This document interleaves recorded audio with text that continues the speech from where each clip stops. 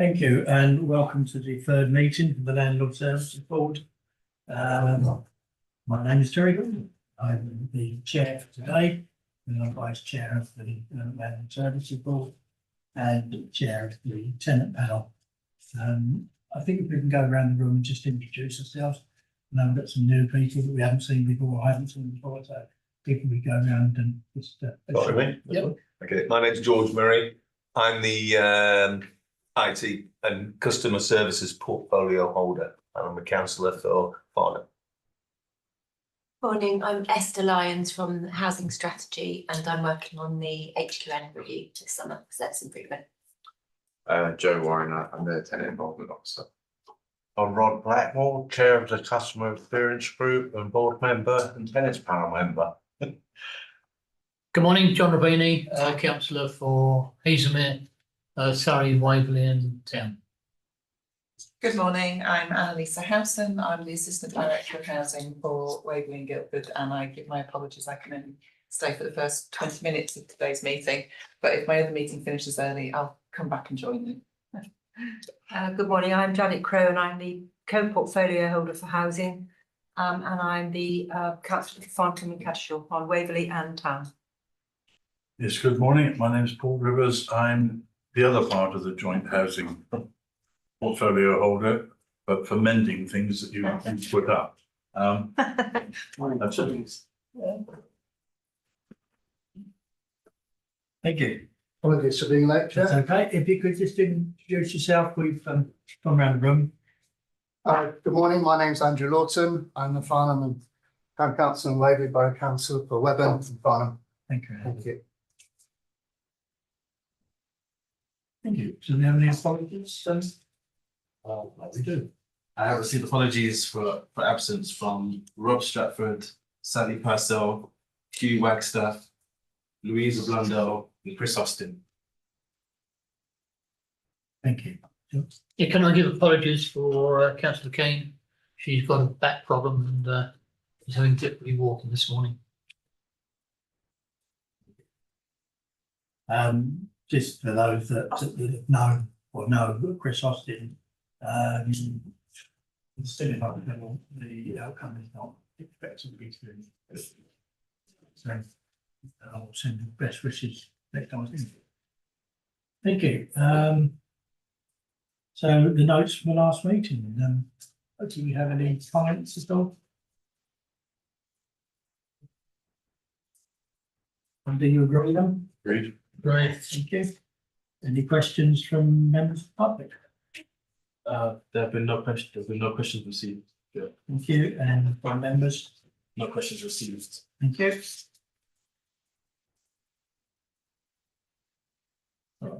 And any declarations of interest? None received. No, thank you. I think you're all interested. Yeah, yeah, exactly right. Thank you. So we can move straight to item 6, Annalise. Okay, so I noticed from the notes of your last meeting, Amy Morton presented the complaints report. So you've got some background into complaints and the number we get and the type of complaints we are dealing with. This report is our annual assessment against the Housing Ombudsman Complaint Handling Code and an annex of performance and learning from complaints as well. So this is a new requirement this year from the Housing Ombudsman that we have to publish a report against how we meet their code, and also to make sure we've published, and we have done this historically, that we've got an improvement plan of the lessons we've learned from our complaints and what actions we're going to take. So the board's asked to review and comment on the annual report, the self-assessment and the improvement plan and the lessons learned. And I'm happy to take any questions. Yeah, any questions? John, go around. Yeah, it's not so much for a question. I mean, I read it all and I thought it was a very good report. I mean, not quite sure what to say about it. Obviously, somebody's done a lot of work in getting it up and running, and it's nice to see so early that we're on time and everything appears to be here and there's plenty of access. So, yeah, thank you very much, the officers, for doing what I consider a very good job of work. Thank you. I'll pass that on. Just picking up from on the self-assessment form, which was Annex 2 of our report, there are a couple of things which we are not compliant, a couple of minor things, in particular things like things are happening, but they're not specifically mentioned in the policy. I think it would be a good idea if we could have clarity, let's say by the end of January, that these items have been completed and ticked off and no longer. Okay, yeah, so as we've been doing work on complaints and we're working to be more open and transparent and share information, we have recruited a housing complaints officer. They will be starting with us at the end of the summer, and they will take over the work that Amy's been doing on this. So their responsibilities will be to implement this action plan. And I think a good suggestion is, yes, if we said the end of January, not end of January, that would be good. And I'm not sure if we have a look at your work programme, we make sure we schedule in another complaints performance report for you to see once she's been in post for a while, and she can give an update on the complaints we've been having, on the progress we've made with lessons learned. You'll be getting the information from Ian Williams probably in a different way, that we can merge those, put those together. So I think it's probably a good idea to make sure in your work plan you've got a complaints report due. Chair, can we amend the fact that we are very grateful for Amy Walton's input to this board and regret her departure. You may, and I think from the tenant panel, we'd also like to thank her for all the service and help and assistance she gave to tenants while she was here. Thank you. Yeah, do that in the back of a £5 note. Thank you. Thank you very much. So we've been asked to review this paper, which we've done, to confirm that it's the assessment is a true reflection. If you're happy to do so. Absolutely, yeah. So I and Amy, we had got the report, looked at all the recommendations. We agreed. Unfortunately, we tried to have this presented to you before, but unfortunately, this meeting was delayed because of the election. Nowhere to put the ballot boxes, as you know. So we had to publish the agreement on the 30th of June. That was the part of the report. It's a new thing, first time we've ever had to do it. So we had to do it on the 30th of June. So it's already been agreed without, unfortunately. But now you've all had a chance, and then you're all seeing there's not any disastrous comments about it. So I'll just read what I put on the website saying what it is. So it said, I am assured by the information included in this report that Waverley Borough Council's housing service has a positive complaint handling culture, in which complaints are seen as an opportunity to learn from the experiences of tenants and make improvements to housing services. The report highlights two key areas of opportunity for improvements. Firstly, in the efficiency of complaints handling. I am reassured to see this recognised in the report and that action has been taken to improve this, including the recruitment of a housing complaints officer. Secondly, the descriptions of the causes of complaints demonstrate a common theme of poor communication between the housing service and the tenant. For example, about when a repair will be completed, or about what action has been taken to resolve an antisocial behaviour issue. Therefore, improving communication, especially introducing more proactive communication with the tenant, is a key area of opportunity to improve the experiences of tenants. It is reassuring to see this focus in many of the service improvement described in this report.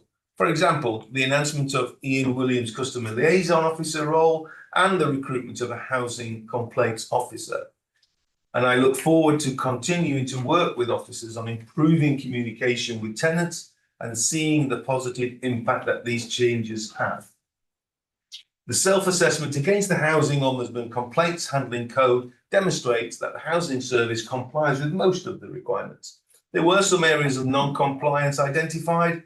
However, the self-assessment includes details about the actions being taken to meet the requirements, which provides assurance that these risks are being mitigated and that the housing service will be fully compliant.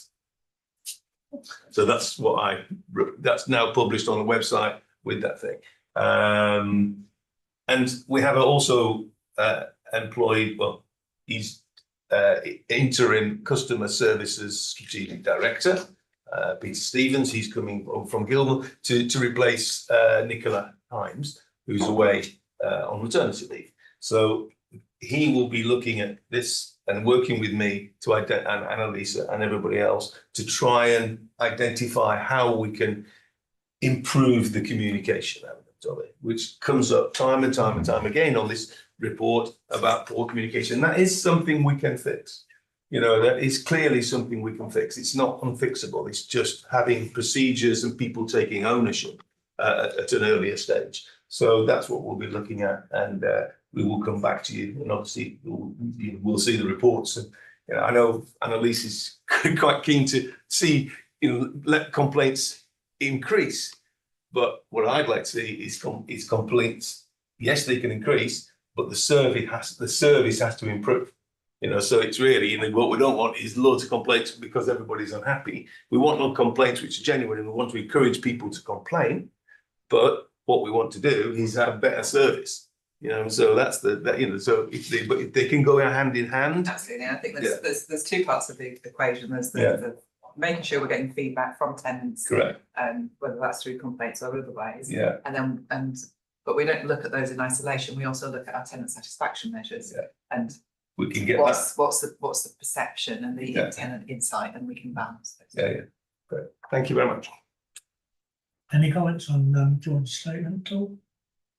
No, we're happy with that? Yeah. Thank you very much. So Just one point. I'm surprised that it was at the end and not the front of a report. Definitely is. I've read it. It's not that long, but it is. It's at the end of the report.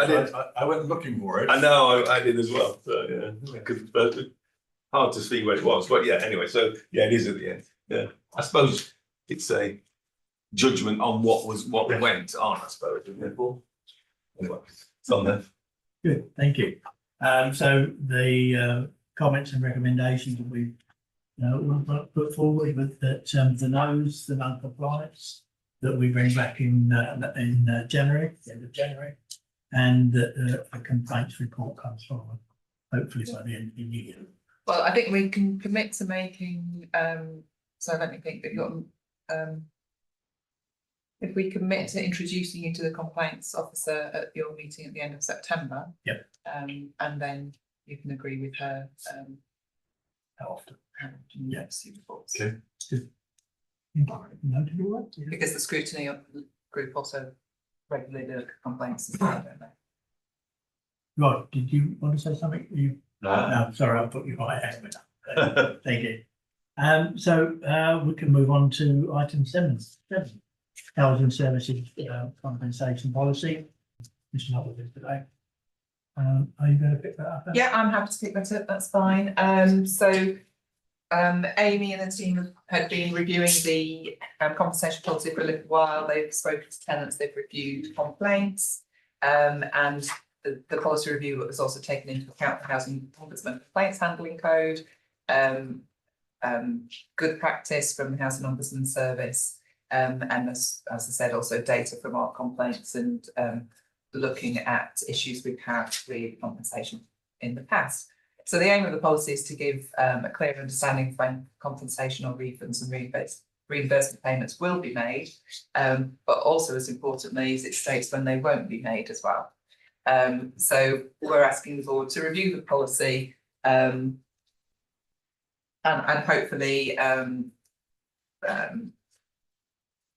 give me any comments or suggestions if there's anything else. I think it has been through the tenants panel and through the portfolio holder a couple of times before, but we wanted to share it with you with a view of your advice and support for the head of service and portfolio holders to agree the compensation policy. Any words of wisdom, comments? No. Yeah, again, it's a good report. It answers a lot of questions. I found it easy to read and I could see where it all coming from. My only point is on page 54, and it's on when compensation will not be considered. And it's the last item on that, where the damage caused to residents' possessions due to the negligence of the council or its contractors. These claims should be submitted as public liability claims for consideration by the council's insurance provider. I'm a little concerned that elderly residents may not follow that, or indeed, I would like to know whether they themselves have to do it, as it almost says in here, or whether in fact housing going to help them with these claims. Because I find it difficult with insurance companies, Yeah, that's a good so I'm point. sure a lot of people find it even more difficult. So I'd just like clarification, please. Sure, so, yeah, that reads quite negatively, doesn't it? It says we're not paying, but actually there will be a payment through the complaints process, through the insurance process. So what I will do is just ask for a little clarification on that. And in my experience, we do provide assistance to people who are going through the insurance. I rather process. assumed you would. Yeah, It's just it's not said in here. I Yeah, like yeah. it. Just put in there so that we can all see that we're not abandoning these people. Yeah. We are actually assisting them through this process. It's from a tenant point of view, somebody will play it. It's not, doesn't really matter how that policy and how that money comes Yeah. from. As a follow-up to that, from my point of view, the onus is still on the tenant to provide themselves with personal insurance, fire, whatever it is. The things, you know, should the house burn down, then loss of TVs and things like that would not be specifically covered by ourselves, but would one would hope that the tenant would have sufficient insurance to pick it up. I can answer that from the tenant, that it's within the contract, that we have to have, or we should have, advised our own contents insurance. Yeah. So again, I think that there's probably an opportunity just to add that line in about tenants' household insurance. So the council has the building insurance, but the tenants need the household insurance. It's normal in most tenancies, right, in private or Yeah. that you take Content. content insurance. Fine, like my wife, she done it and I did it, we had two. Made two claims. Yeah. Double indemnity. One of which was refused. So subject to those clarifications, are you content Yes, with I the believe policy? so, I'm agreed. Agreed. Yes. Indeed. And I apologise, I will have to take my leave now.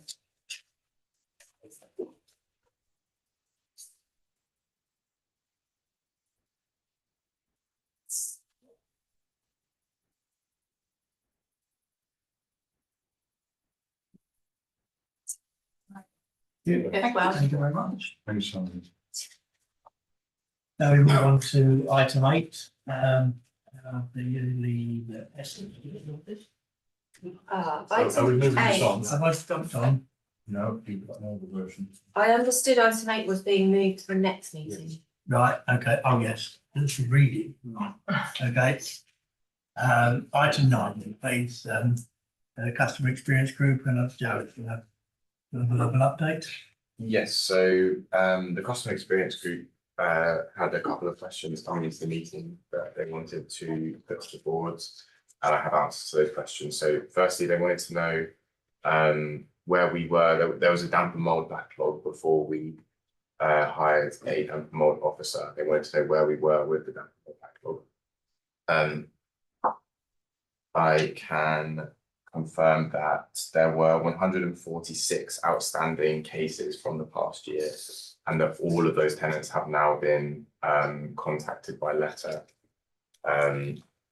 and are essentially the council is waiting on availability for those tenants to go through each of those cases individually. A lot of those cases have been resolved since then, but they've all been followed up on and they're all We intend to have all of them complete shortly. The other question was around a void standard. Sorry, can I? Yeah. So 146 cases you've written to. How many are being completed? And what is the target date for completion? So a lot of these cases are from even June last year, as far back as that. So a lot of them is that a lot of have replied saying that they do not any longer have any mold and don't want the booking for that to be fixed. There's Is that because it's the summer? Well, I suppose, and then if the damp mold were to return, then they would get back in touch. Is the thought process. The main overarching point, I think, is that there is now a damp mold officer, a dedicated damp mold officer in place, and that the backlog, everyone that had an outstanding damp mold case has now been contacted, and they can now go through the damp mold process to have that fixed if they still have that issue. I suppose my question is, what's the difference between time that you're waiting for them, the tenants to come back to you to agree a date, as opposed to the contractors are committing to go to resolve the issue?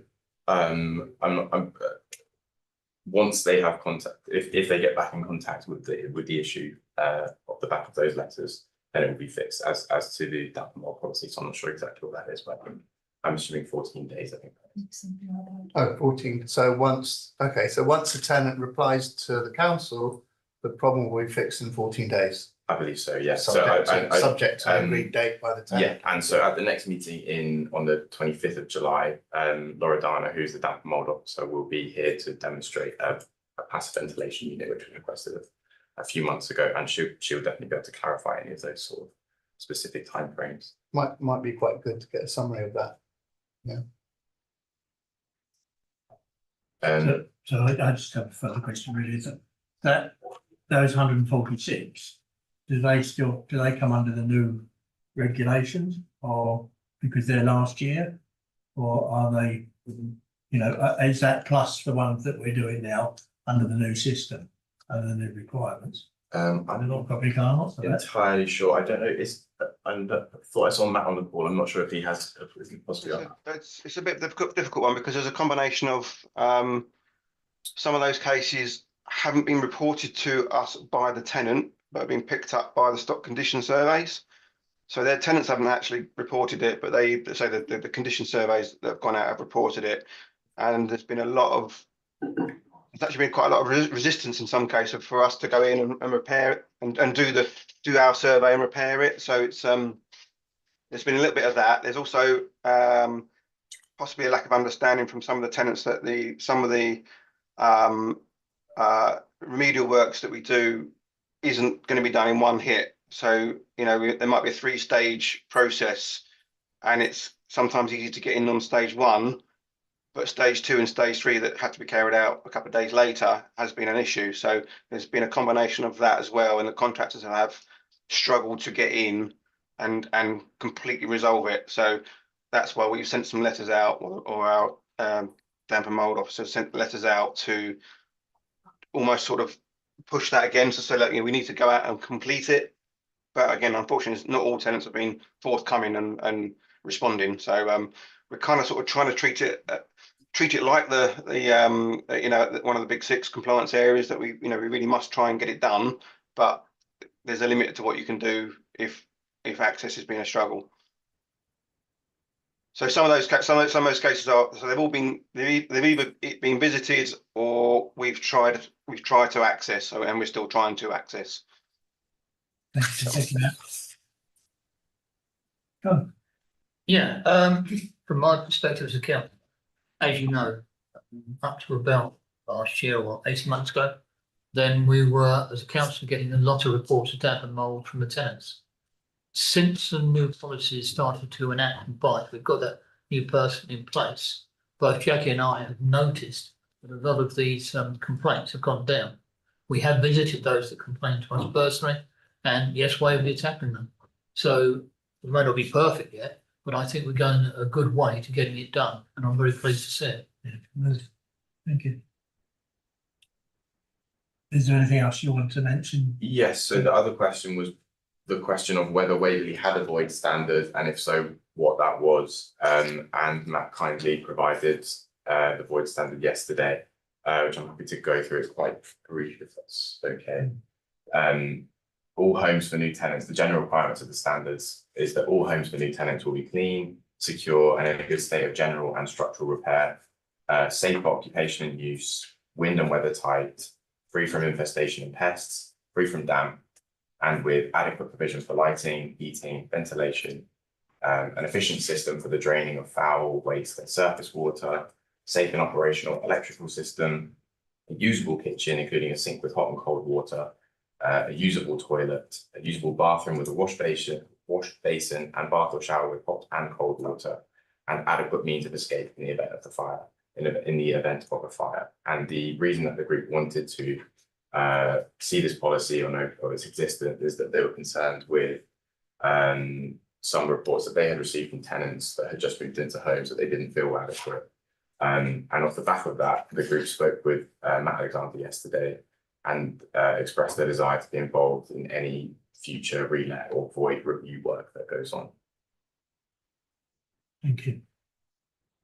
Yeah, so going back on yesterday's meeting that we had with this actual paper, that it says that the houses are decorated, and for the walls they're given a mist coat, and the tenant then can paint what colour they like. They get a voucher to do it, but it doesn't say about the woodwork whether that's left in primer or undercoat, and you paint that as well.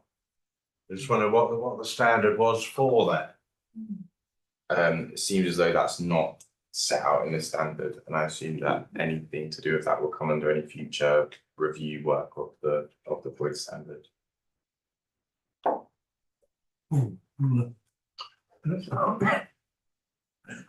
Just a couple of points.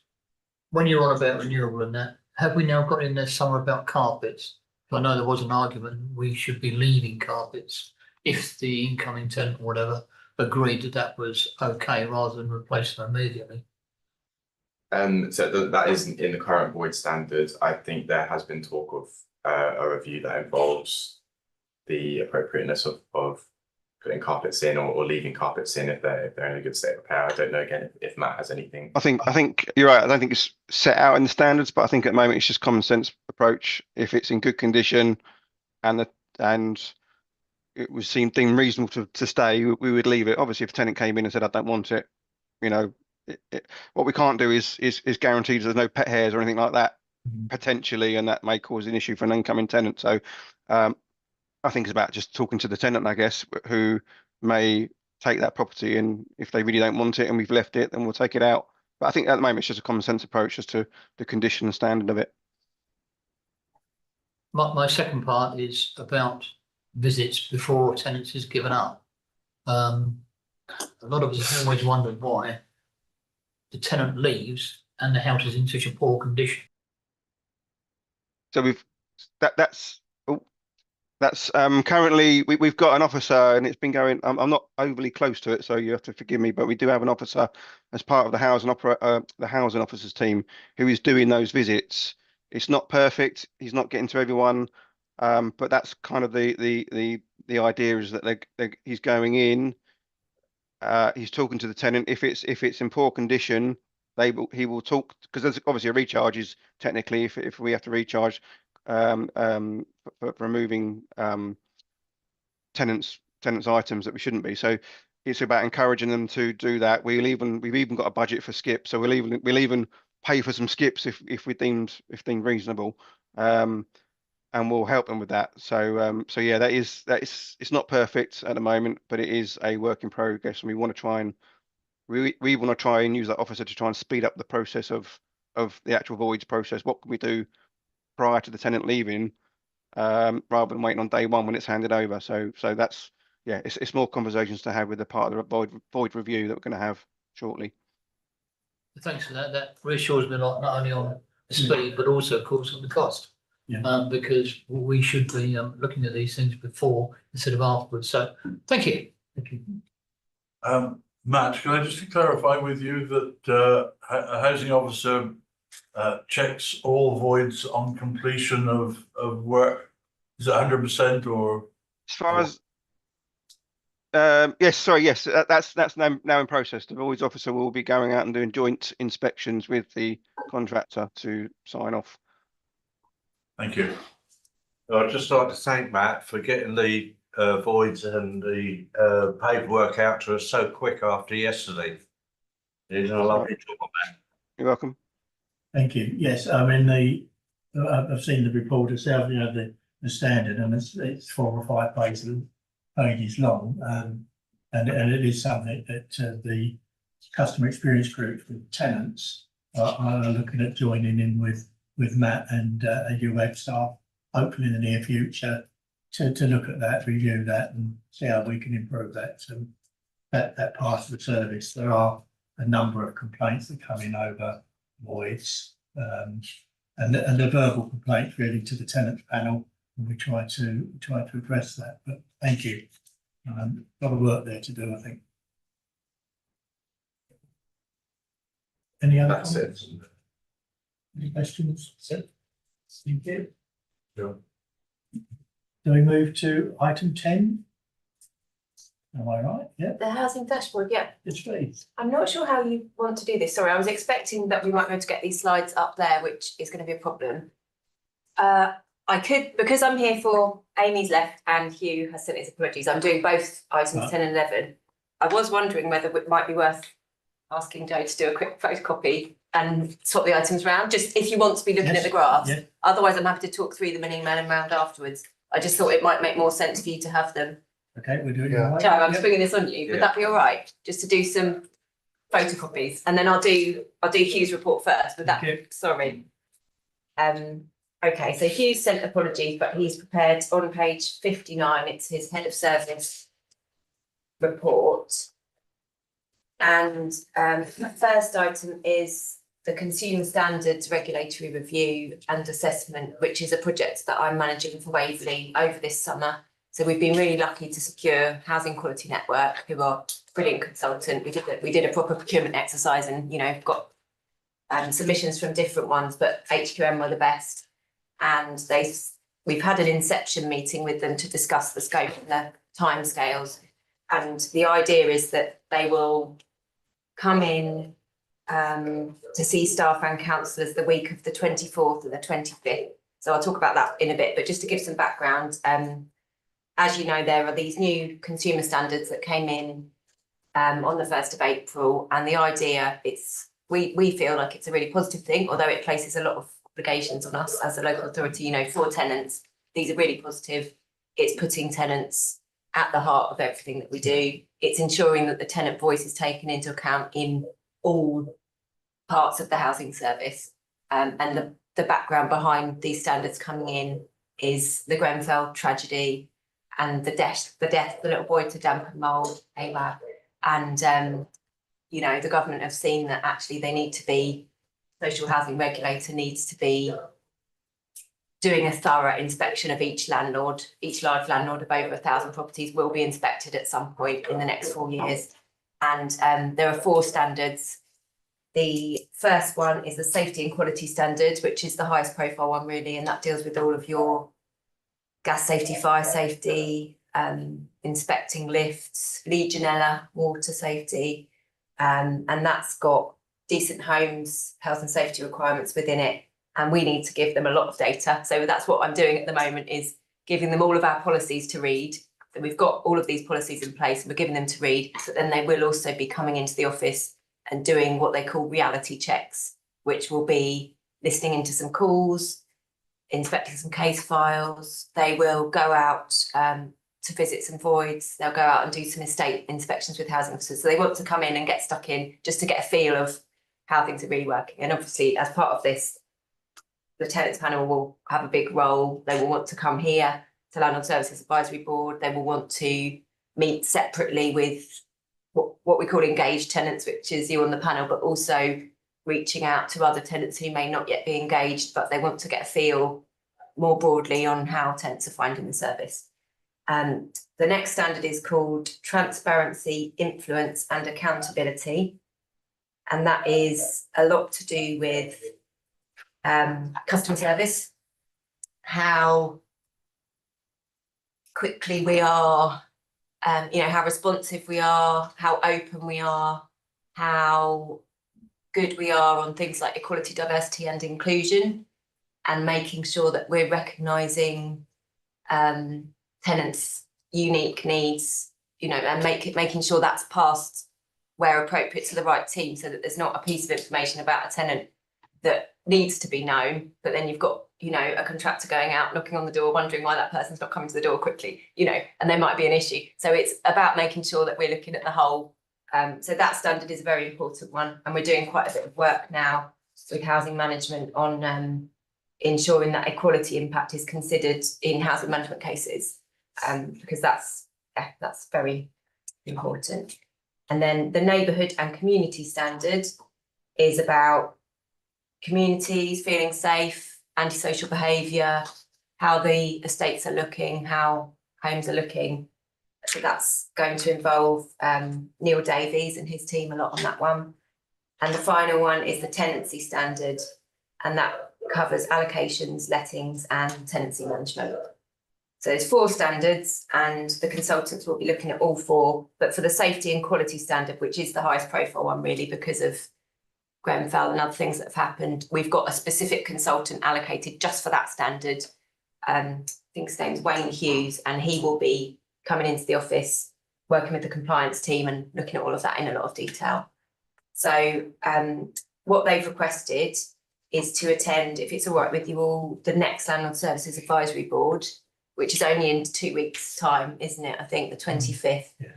And that's just an initial briefing to you all to let you know more about what I've just said, why we're doing the project, what they're hoping to come out with at the end, which should be a detailed improvement plan that highlights if there are gaps against these standards that we're not meeting yet, what we need to do, which will be very useful for Annalisa and Hugh, and also the new service improvement manager who will start in September. And we will be given an indicative grading as well. So it's really good preparation for when we're inspected for real, and it will also make officers' lives a lot easier, and hopefully yours when we are inspected for real, because you'll have done a sort of trial run of it, and so you'll know the sort of thing that will happen, and we will have all our documents already in a nice folder ready to give to the regulator. So it's a lot of work, but happy to take any questions on that either now, or shall I run through the rest of Hugh's? If there's any questions while we're there. No. Okay. Is the HQN, is that a private business or is it a government? Sorry, I department? used the acronym and not that. So the Well, housing. no, you said Housing Quality Network is they are an organisation that provides a lot of training for housing association and local authority staff. They're also quite good they put out toolkits on how we can improve. So they're an organisation that we've accessed for training in the past. Right. And they also have this consultancy arm that since the new standards, they're now linking up with local authorities and housing associations. Right, so that business is all focused towards helping local councils. Yeah, and they're experts in this, so they really do know the standards inside out. So it's reassuring. And we met with their deputy chief executive last week, and she was, she wants to work in partnership with us. They're not going to slap our wrists, but they're going to be helpful and do it thoroughly. So we're very pleased to have them and lucky to have them because they're busy with this. They're doing it for other places. So. Well, I'm sure everyone's on their services. Yeah. So that's that. If you've got any questions about that, let me know. I did email to Janet and Paul separately just to say the next Landlord Services Advisory Board could be an opportunity to open out broader to the executive if you want to. We do need to brief them somehow. So I guess if it's not here, there could be a separate exec briefing, but it feels cleaner for HQN to perhaps see everyone, but it's your choice. So we can talk about that. Well, we can put it later. to them. Yeah, we could invite them and. They'd have to wake up very early, wouldn't they? There's 3 of us here. Yeah, exactly. So I suppose it's just whether you feel that that's what you want to do, but it would be good to, we'll also have the directors along to that meeting as well. So that, it's just a good time for, if HQN are coming in person, might as well brief the key people. So you're suggesting that we invite members of the executive to the LSAB on the 25th of July. Yes, if you're happy to, we think that Well, that we would. can invite them, can't we? Yeah, Yeah. absolutely. Yeah. Yeah. And the three of us will be there anyway. And we'll definitely give them, yeah. Yeah, I think that would be helpful, just to make sure everyone's aware of what's required. Because part of what HQN are trying to tell us about, I suppose, is that our governance. You know, the standard has a lot on accountability, scrutiny, challenge. How do senior officers, chief exec and director level, and how do councillors get the opportunity to challenge when things are going wrong? Are your questions, you know, how do you raise questions? What's the process? But also, what are the different routes for challenge? So Joe's prepared a diagram for HQN on the sort of governance and how the tenants panel feeds in and the executive, and it's, but I think they'll see that on paper and then they'll want to test it out in practice. So I think it's useful for them to meet you all, obviously, and to meet the senior directors as soon as possible. Okay. So Thanks. the next item on Hugh's report is the tenant satisfaction measures. So I know this report was actually written in advance of the 27th of June meeting, and things have now moved on. So those TSMs are now on the website, aren't they, Joe? They were published, yeah. So we were required to before the end of June. Thank you so much for doing that. And I haven't got a sort of summary of those here, but was that shared, Joe? The TSMs was shared, wasn't it, with councillors? I think Hugh would have sent round a separate email, but if anyone, Last year's results. the ones that were published, yeah, that recently onto the website. Yes, I believe those were. Yeah, Hugh's mentioned them in his report, but if with these minutes, I don't know if it's worth us sending you, because you know, we can send through the link to where they are on the website. Hugh Wagstaff did an email, I believe it went to Landlord Services Board as well, but we can send that round. Was there anything, Joe, that you would want to say on the TSMs? Just that they're on there. There's 12 tenant perception measures and 10 operational measures. Yeah, and I think the group by and large is aware of the TSMs. Yeah. We've talked quite a few times about sort of the structure of them and how they work. I mean, we published last year's results. We've just conducted the first wave of surveying for this year and are expecting results for that shortly. And then it's again, we'll decide how those are disseminated, because those aren't just one tranche of the results isn't statistically representative of the borough. So it's important to be careful how we report those results. But yeah, I will come to the board at some point. Thank you, Joe. So for completeness, if we just include the link to the ones that were published for the end of June on the website with these minutes, but so that everyone's got that. And then the next item on Hugh's report is the executive working group set up to look at Ian Williams' performance, and the group has met so far twice to review performance information, and due to, I don't think this has happened yet, but correct me if I'm wrong, to meet the contract manager. Yes, we Yeah, did. Oh, you have, sorry. Yes, that's all right. So this is because this report's Yes, no, this is done and behind it, yeah. okay. Is there anything anybody wants to share on that meeting? Sorry, I've not been involved in that one, but it was a really useful meeting, wasn't it? It was very good. Proof of the pudding is in the eating, and I think we probably need another meeting, not with Ian Williams, but with ourselves, just to clarify exactly what the outcome of this working group is. We have a draft. Amy Walton prepared a draft document, but I'm looking for some more detail on that, some more clarity around dashboards and sources of information. But as Janet says, it was a very open meeting, a lot of chat, a lot of agreement, but then we have to see it in practice. And I think, and the words I used basically at the time were, we don't want any surprises. We want to recognise that from an operating point of view, we are in this together with Ian Williams. We have not passed over our responsibility for this work. We just happen to use Ian Williams with their hammers and screwdrivers because we can't do it as well as they can.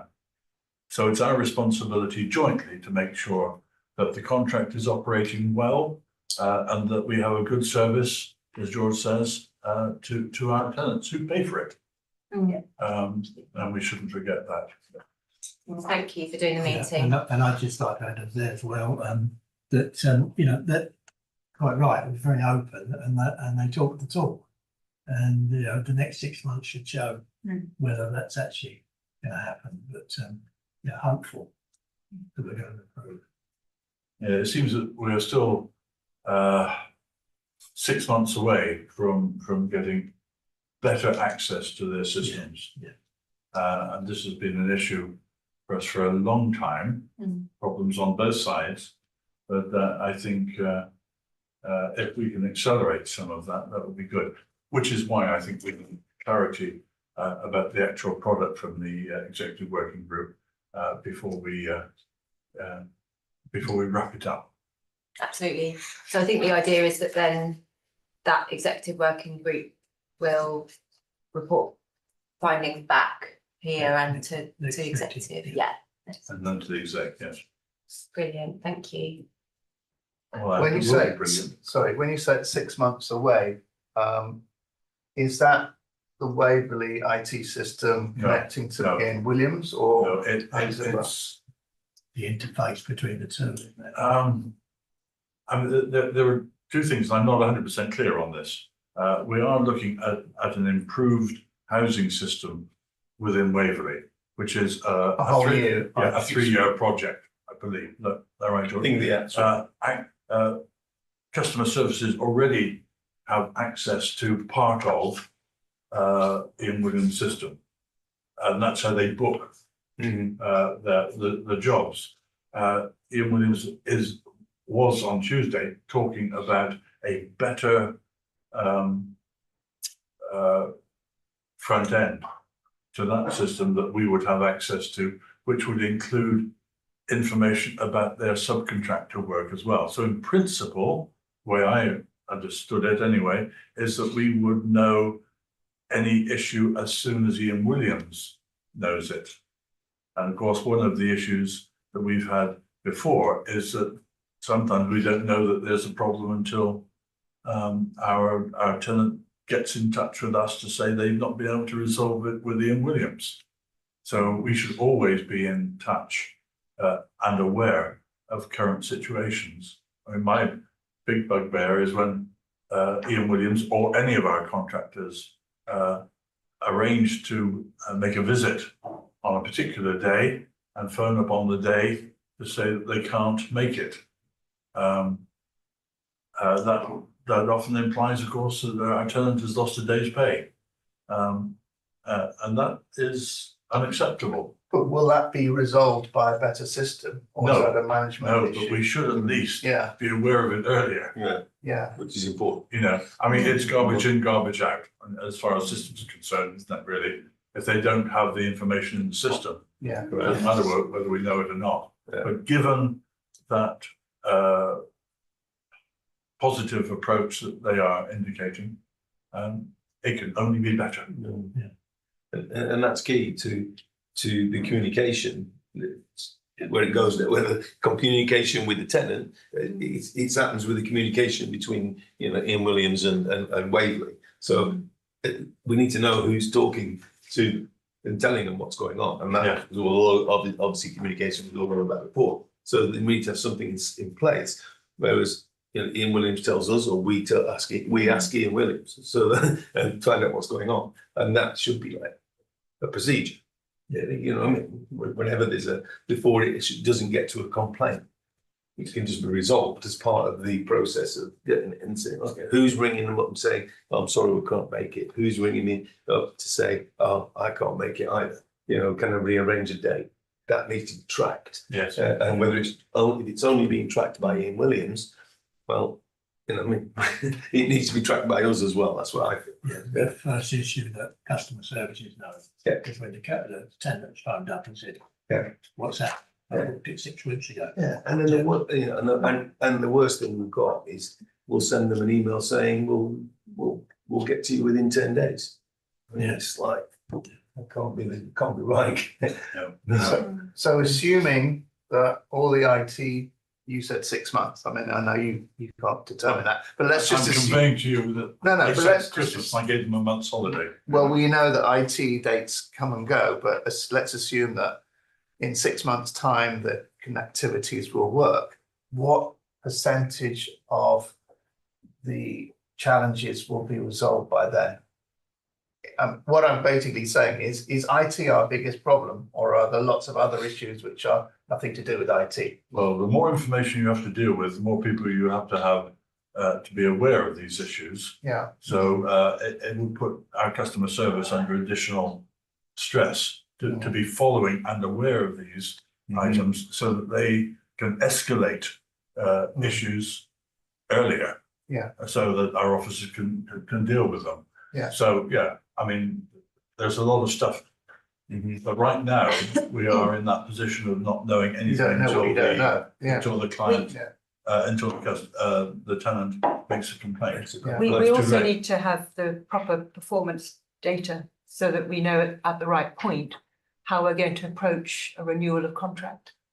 Because that's something upon which we need to be able to base our sort of further thoughts. Because without that, we're just sort of flapping around in the dark. yeah.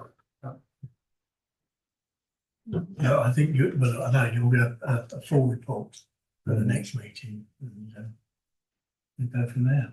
Let's hope. Yeah, it's going to be we will be having a report every month, I think. Yeah. Certainly every quarter anyway, that is more reasonably up to date with key figures. I mean, going back a couple of years, I wasn't aware that we did over 1,000 reactive repairs a month. You know, I've had probably 6 or 7 tenants contacting me over 6 years saying we've got a problem. I was amazed. Yeah. And a lot of our data is in percentages, and therefore you don't see the underlying figures in there. And I think we've recognised that, and we're moving towards a more open, transparent report. And here, one thing I think, but it's 1,074 appointments, and there was only 7%. You know, so it's not a massive amount, you know, but it is 7%. You know, it's 1,000. It is. We're not talking hundreds and hundreds and hundreds of missed appointments. We're talking small Now, but amount. if you've lost £100 because Absolutely. you couldn't do it, that would. So if we can work on those 73, you know, to try and follow up. So we're not, the customer services he's not dealing with 1,000 missed appointments. It's 73 over a month. So, you know, that's 2 a day. So you might if you focus on them, on those ones, you know, and then you can really make a difference. Yeah. So it's about It's laser stopping focus. that cancellation not turning up on the day. Yeah. That's the big issue. Yeah, it's bad for everybody. Bad for the contractor if it's there, if the people are not there, and it's bad for. So that is and again, communication again, isn't it? You know, so integrated communication somehow, and you know that'll be something I'll be working really closely with Peter. How can we improve that? And if it, like I said, it's going to take 3 years to get a computer integrated system. Then, well, that's not the solution. The solution is we need to have people doing it, and if it means we need another customer service agent, then you know we have to agree that, and it'll come to executive for the money. Yeah. You know, like we need, you know, we've asked for money for all sorts of stuff, haven't we? You know, we'll ask for extra staff. You know, what I mean, for things. So we should be able to do that if it's a priority, and I believe it should be. Yeah, I think the big housing system goes well beyond just reactive repairs. It is a much more Proactive. sorry. Proactive, to anticipate problems before they happen. Yeah, the plan. Yeah. It recognises, I think, the fact that our existing ability to hold information on our tenants and on our properties is nowhere near good enough.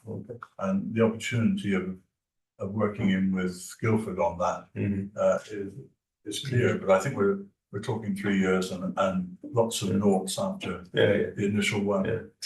But that's, but that's not the solution at this minute. That's not the solution we're looking for. Yeah, well, yeah, it's not really. I mean, it would be good. We need to get the, like I said, get at the front end at the beginning, to close the communication gap.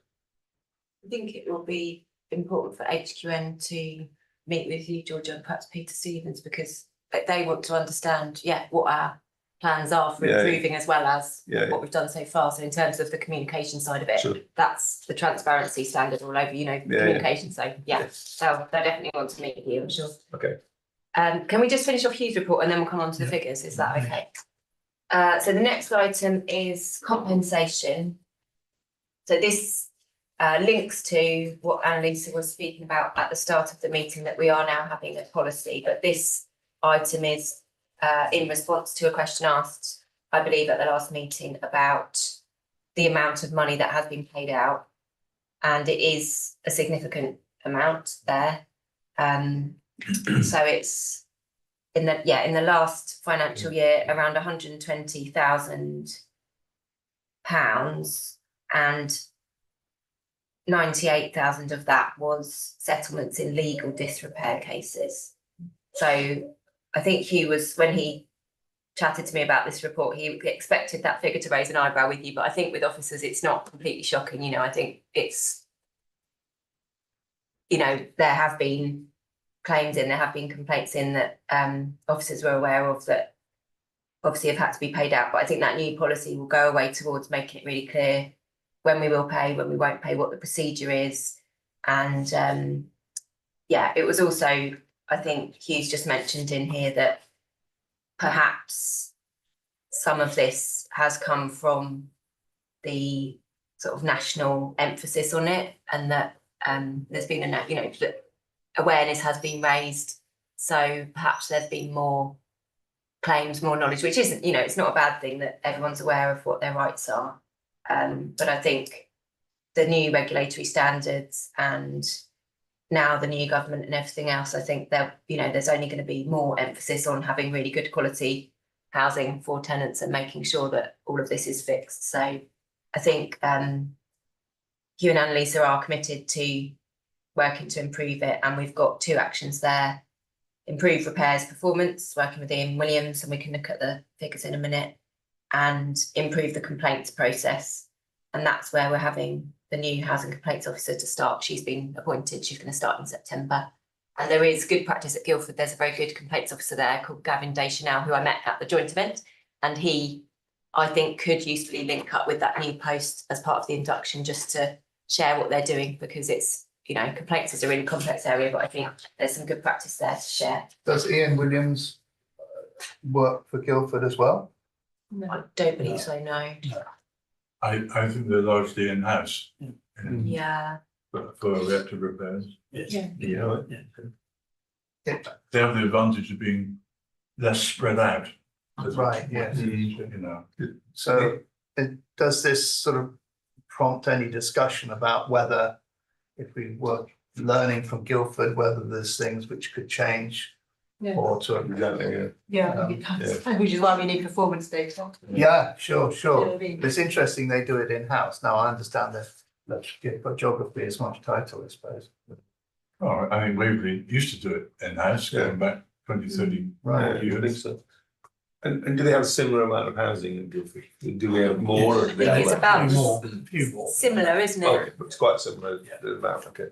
So you can compare apples with apples. They're borders, you could travel in 20 minutes. Yeah, that's true. Here you're talking about an hour. Yeah. But you can compare figures quite, because of the same amount of. I think it's 5,200, I read. Yeah, so it is a similar level. Yeah, okay. Yeah, and that's what I'll be talking to Peter about. Who comes in? He's going to bring a different view on it for what they do done at Guildford. So that might be quite interesting. I looked at Guildford's complaints, the Undersburg complaints, and they a lot lower than ours. A lot.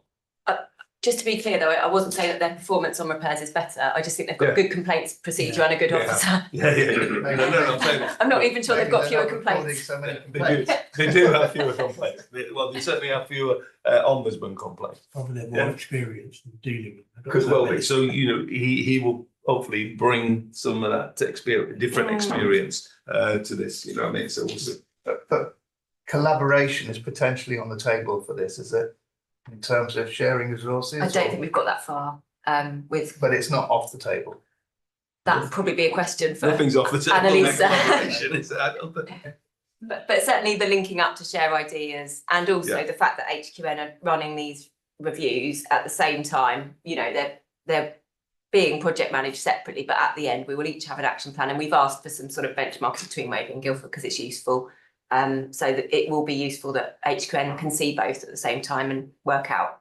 They might recommend we collaborate on something. Is HQN working for Guildford as well? Yes, so Okay, they've well, that's a been, good thing. they've been appointed to do a review between June and October for each council. But we've got sort of different teams because they're doing them at the same time. It's not the exact same people, but obviously but they're that's both from the good, same actually, organisation. Yeah. So we were lucky to get that. That's good. Any more questions on compensation?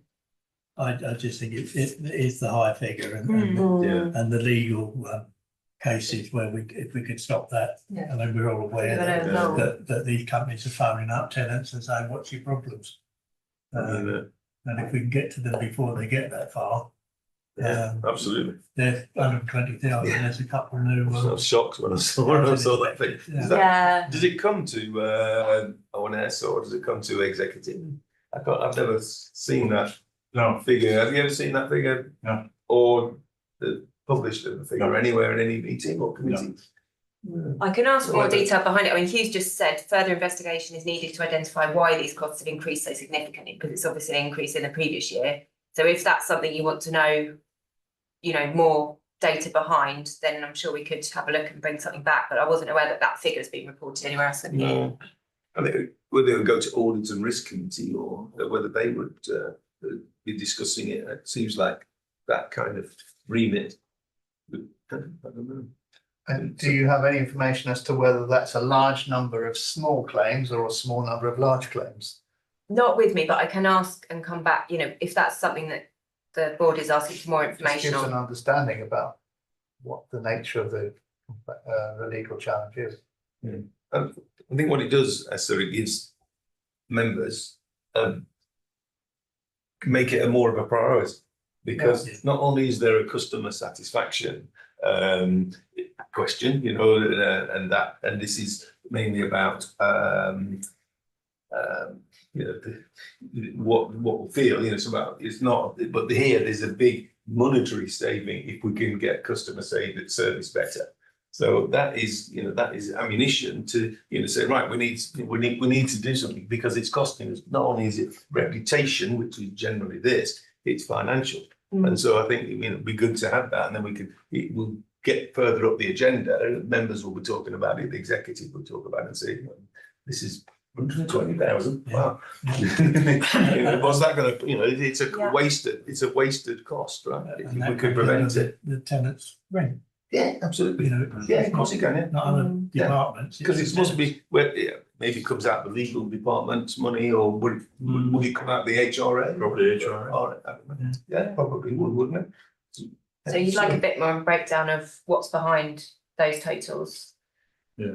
Just Just how from a many cases? personal point of view, I like nothing better than being interviewed at 7:30 AM by BBC Radio Surrey on Ombudsman's report. And by that I mean, I like nothing better. Like sleep better. I just don't want to do it. Once was more than enough. Oh, God. Really? A couple of months ago, it was on one specific long ongoing aids and adaptations process that went that one, yeah. belly up. Oh, really? Completely, yes. I don't know about Mm. that. Nice. It was fun. Especially when the line dropped, you know. Did you drop it deliberately? All right. Okay, so far I'll ask for a bit more detail on that. And then the final thing was just the Waverley and Guildford Housing Together conference that the portfolio holders attended, and that was really appreciated. We've had some good feedback actually, that staff felt that having, you know, frontline workers and the councillors and the chief executive all in one room. That made everyone feel valued, so that was really good. And Annalisa is looking to arrange another one for, I believe, the autumn, possibly October, November time. And I think as well, it will be useful timing if we do that, because the HQM reviews for each council will be concluded at the end of October. So we'll have the action plan. You will have had sight of the action plan probably during September anyway, and we'll be able to talk about how we're moving forward at that event. Were there any questions on anything in Hugh's report? Right, you got it. On the compensation, is there any way of recouping some of the compensation from the contractors at all when it's their fault that the work's been done badly? I'd have to take that away. I'm sure we've got a service level of agreement with them, and yeah, I'd have to take it away because I'm not sure of the answer, but. Certainly cut our compensation down. That makes sense, yeah.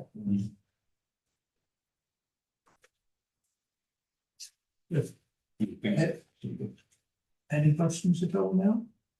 We move on. We'll move back to item 10. Yes, so this is the figures. Thank you very much, Joe, for going and doing that bottom copy. So can everybody see? Have we got anyone online that might be able to see these? Any other than Matt? No. Okay.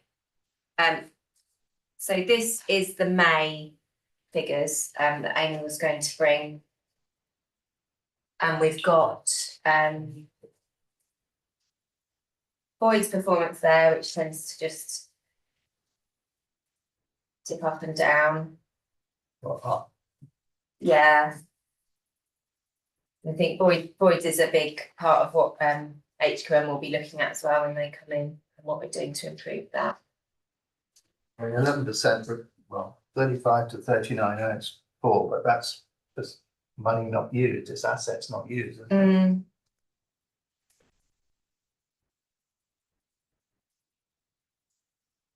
Yeah, absolutely. I think, you know, there is a voids improvement plan, so sure we can bring back more detail if anybody wants and what we're doing. Yeah, Just question a on very quick voids. question. I mean, looking at voids, obviously we needed to reduce the housing list. I can't remember, perhaps you could just tell me roughly how many people would come on the housing list at the moment. So, About 1,000. yeah, I think it's It's over 1,000. fairly just about. constant over the last. Yeah, year or about so. 1,000. Yeah. So these figures here don't. And I'm assuming those are families. It could be single people, but Okay. you know, Because they get more families get priority. Yeah. It just helps me to recognise that, you know, 40 or 30 to 40 Yeah. is a low number considering the 1,000 that we're waiting for. So, yeah. Yeah. So how many days it takes for the tenant, the old tenant to move out, and the new tenant to move in, right? And that could be the repair, changing the carpets, or is it just a admin? Is it just like, you know, checking them and, you know, setting up bank accounts and just getting them to sign the thing? Is it an admin issue, or is A it? lot of that is done before they're offered a place. So Okay, all right. the tenant is ready to move. Okay, so the admin's already done pretty much before they get the tenant moves out. So what's the main reason for taking between 30 and 40 days for them, you know, a month? Is that what it's, Yeah. it takes a month for the new tenant to move in, right? I haven't got any information with me, but I am guessing that there are usually repairs to do when they go in that haven't been reported, Yeah. or there are sort of things that need. It's a combination of things, isn't it? Yeah. Some of which I'm quite sure could be improved upon. But some might be, Yeah. you know, as a result of longish big repairs that inevitably will cause delays.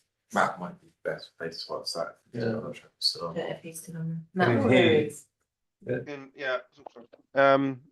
Yeah, it's key to key. So there's obviously the pre element, then there's the works that the contractor may do, and then there's the post element afterwards.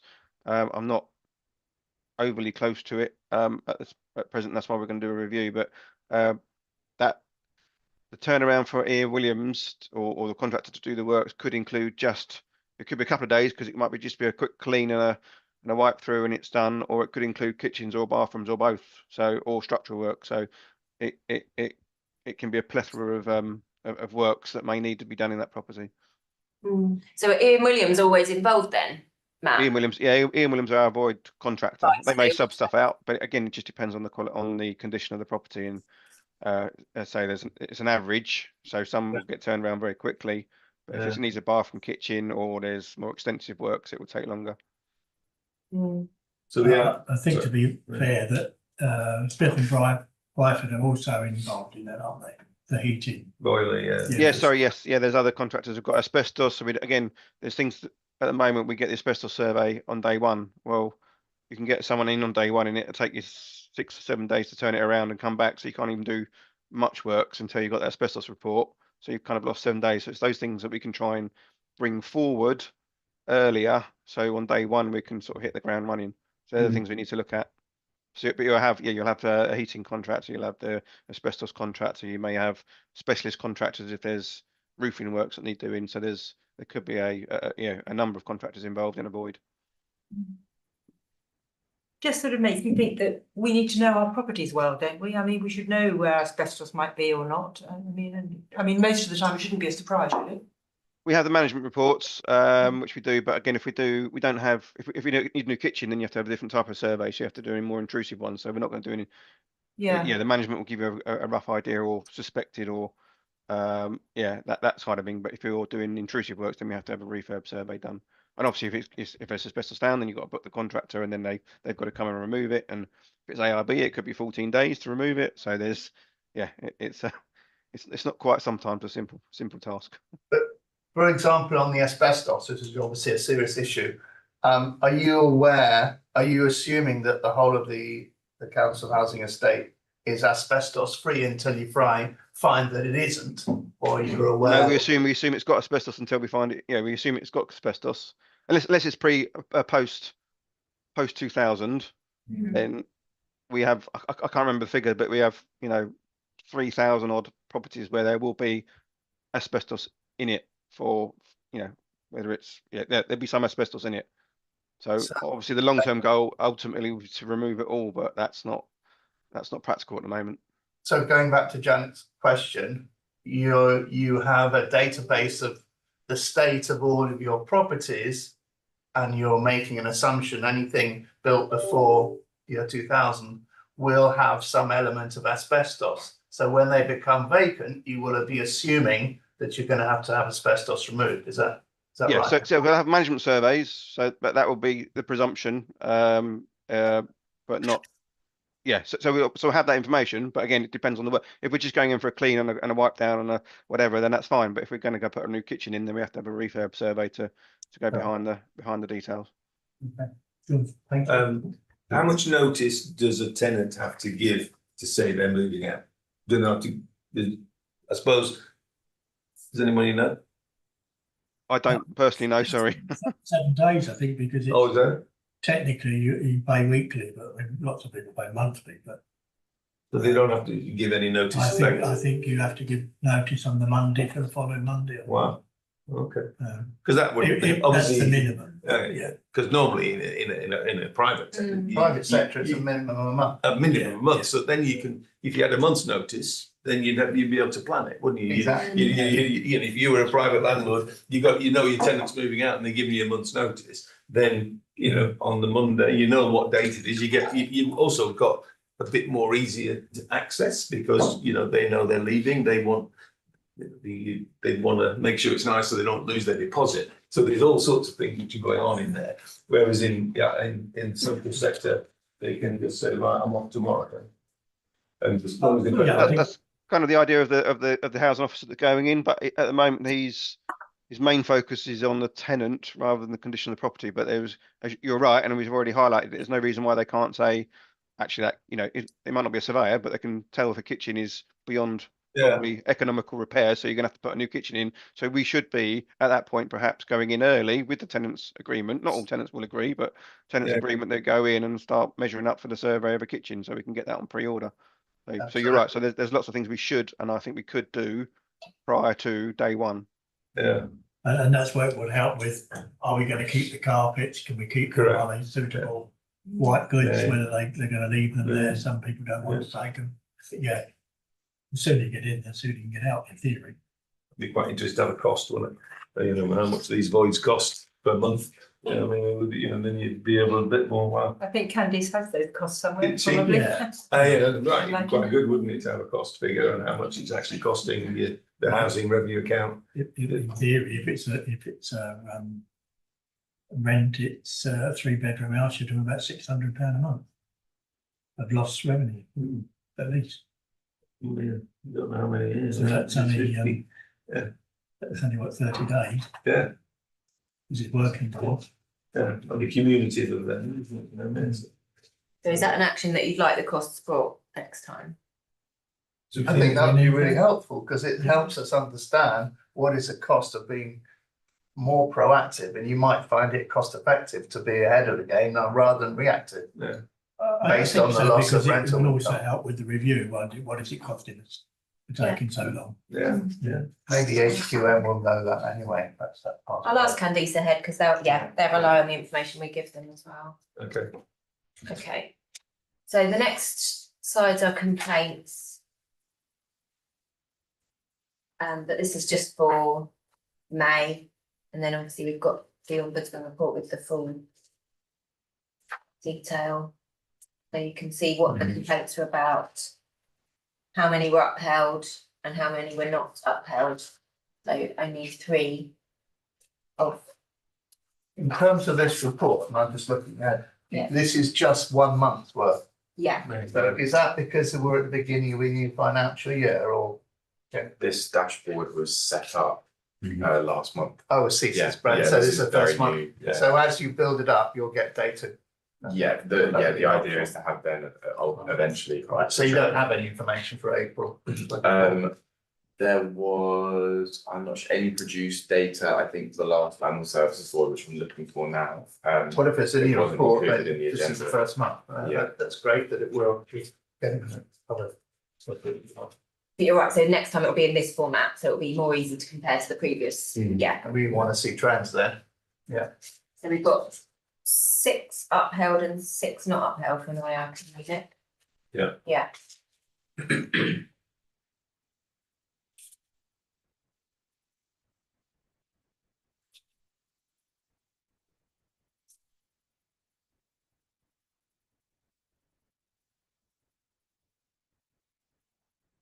And then you can see on the length of time that they took. There were 3 level 1 complaints that weren't within the timescale, but the rest have been within the set timescales. Which is actually quite consistent with the next slide, which is the repairs. You're saying that 37% of repairs are overdue, which is on the slide 5, which is not inconsistent with the complaints. Yeah, you're right, yeah.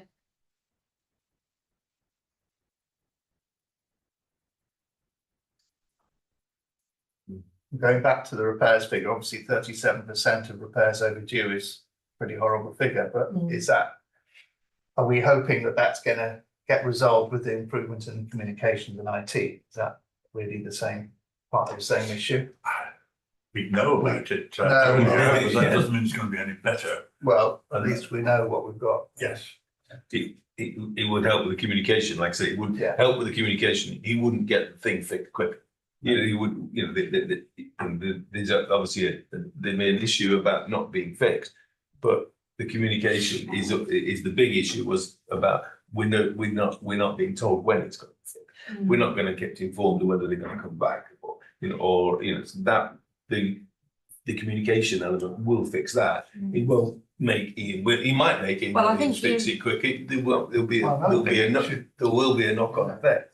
I think they're intending to actually better manage their subcontractors. Yeah. So we should be seeing that figure going down because Williams did commit, didn't it, to Yeah. improving the management of their own subcontractors, which should result in that figure going down. I think anyway, Yeah. that's what we'd be looking for. Yeah, absolutely. They do have problems with retention, of Yeah, course, you know, absolutely. at this sort of time, if you're a Yeah. a boiler repairman or whatever. Plumber, You're carpenter, yeah. Well, this is coming back to what you were saying before, you know, the tenant only knows that no one's going to turn up the day. Is that because Ian Williams was only told by his subcontractor that his subcontractor wasn't going to turn up? And if that's the case, no system's going to help on that. Well, that's what they mean, that's partly why they want to manage their subcontractors more rigorously. Absolutely, You know, but if because that's the it's state letting of the it all down. market. Yeah. I mean, we know tradesmen are hard to come by, Yeah. good ones. Scaffolding is an issue that's Yeah. subcontracted. Drain stuff. Yeah. stuff. Yeah. But, But also it's putting the card through the door when then they don't get there on the door and put the card through the door, and then if there's not that doesn't get followed up with the communication, all that card thing system is like it's like when you get a delivery from somewhere, they deal with that kind of system, and it doesn't seem to work very effectively either. What I've not personal experience, but somebody went through it with me, how it worked. With putting the card through the door, it's not ideal.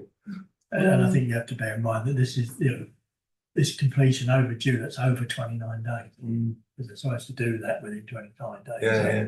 And if you're not told, Yeah. and you're still waiting Yeah. for the 29 days, Yeah. and then that's where your complaint comes. That's where it becomes a level one complaint. At the moment, this repairs element of it is still it's not a complaint, it's actually what do they call it? Request, service Yeah. request, right? Yeah. So it's still a service request at that time, that's what I believe, right? and we should be aware that a service request is unlikely to be completed. Correct. Because there is a hold up on shower heads or whatever it is. And why haven't you told the tenant? Yeah, exactly, yeah. You can't get that. I mean, I had to wait 3 months for a door, Yeah. but when I was told it was going to be 3 months' time before they could do it. Yeah. And then I said, no, that's not good enough. And they said, but the door's not made. It takes 3 months to make the door. So you can't argue with that. Or you've got special. Was it a special bespoke door? Oh, yeah, they're all different. That's the problem. Oh, I see. They have to make a door for the space Oh, well. because they are so different. No, well, but yeah, it's us knowing that there's this delay. Yeah. That will help the communication level. Yeah. It might not help the actual fixing the thing. How long it's going to take. Hopefully, it must. So it comes back to no surprises, right? We know Yeah, early on absolutely. that there's Yeah, that's an issue, and we can work with the challenge and Ian Williams to resolve it amicably. I think HQM will be very interested on the repairs, and I think the other thing to note is that our public sector equality duty, we are responsible for that even when we choose to subcontract things out. So if we're subcontracting to Ian Williams, who's then subcontracting to someone else, if there's I'm looking at this 9% no access, which is actually 97 cases where there's been an appointment, but it's noted as no access. Could that be because the tenant needs longer to get to the door? There's another issue that could be an equality issue. And that has been, I'm not saying it's happened here, but I've heard from other local authorities that has happened, and that's caused a complaint. Because actually, look, my disability hasn't been recorded properly. I can't get to the door within 30 seconds. So if you post me a card, So I think we're aware of some of those issues. Too. It's a matter of us sharing in these days of data protection carefully issues that some people are not good in the mornings for all sorts of medical reasons. So then we need to be aware of that. It's also possible that the contractor or a subcontractor might go to the wrong address. Correct. absolutely. And it's been known that subcontractors do not make appointments. Well, They fit them in. yeah. Ian Williams are good at it, but once they subcontract it, you've lost control of it. So on to the next compliance slide. Sorry, you've got my scribbled notes on your photocopy. Just to say what those things mean. Oh, so it's so we've got the gas compliance is looking very good. And then you've got the electrical certificate, fire risk assessment, and asbestos are all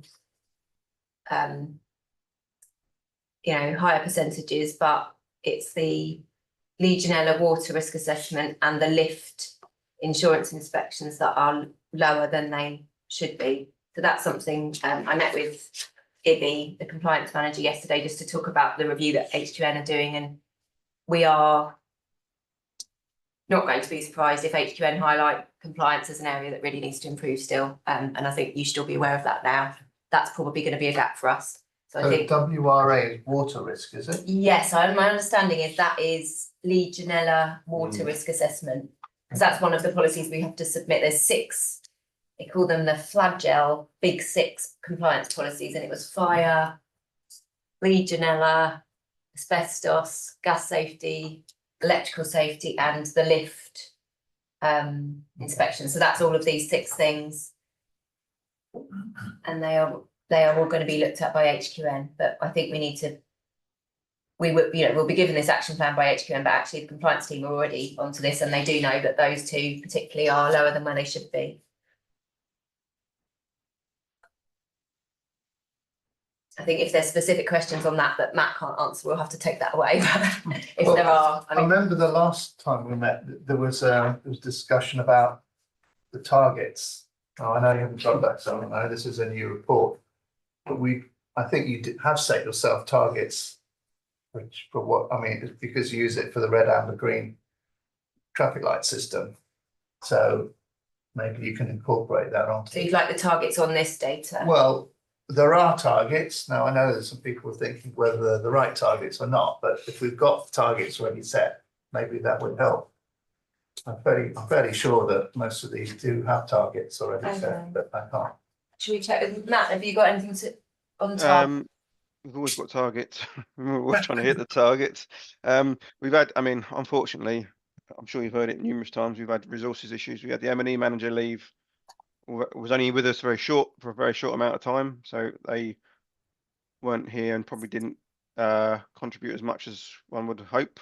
So they left. However, we've got a brand new M&E manager that started this Monday. So hopefully he can drive that forward. Previously, the asbestos, water and lifts was all one compliance officer, and we were failing with that. So that was split. So we've got an asbestos officer that joined about 2 months ago, purely just doing asbestos, and we've been trying to recruit for another compliance officer to purely just look after lifts and water hygiene. Thankfully, finally, we've now got someone, and they will be joining in September. So yeah, it has been a struggle to keep the team resourced where it needs to be to deal with it. Are you producing this report now? Is it your team who's doing it? Yeah, yes, Ibby does a monthly report. Yeah, so we normally get that in the first 2 or 3 weeks of the following month. So we should be doing the next one anytime. Okay, well, thank you for that. Okay. Any further questions on this one? I think that's really the end of what I wanted to cover. I think he's just list of case types and targets is being set up. And you were still developing, so I'm not sure what the update would be on that. No, it's fine. And the consumer standards we've covered earlier on, but that sets out a bit more about what's included in each of the standards I was talking about earlier. But please do come back if you've got any questions about the HQN review or any of the other tenants do. I'll be the contact for that over the summer holidays. So. Thank you. Thank you. Right, so we've finished that one. So we're now to the date of the next meeting, which is in 2 weeks' time, on the 25th of July. I wish you well. I submit my apologies, but. I said you can still join by Zoom. If you have it at my daytime, I will do so. Where we be? In Melbourne. Well, somewhere near Melbourne. Lovely. Yeah. Yeah. So thank you very much. Thank you very much. Thank you. Thank you, Matt, for joining.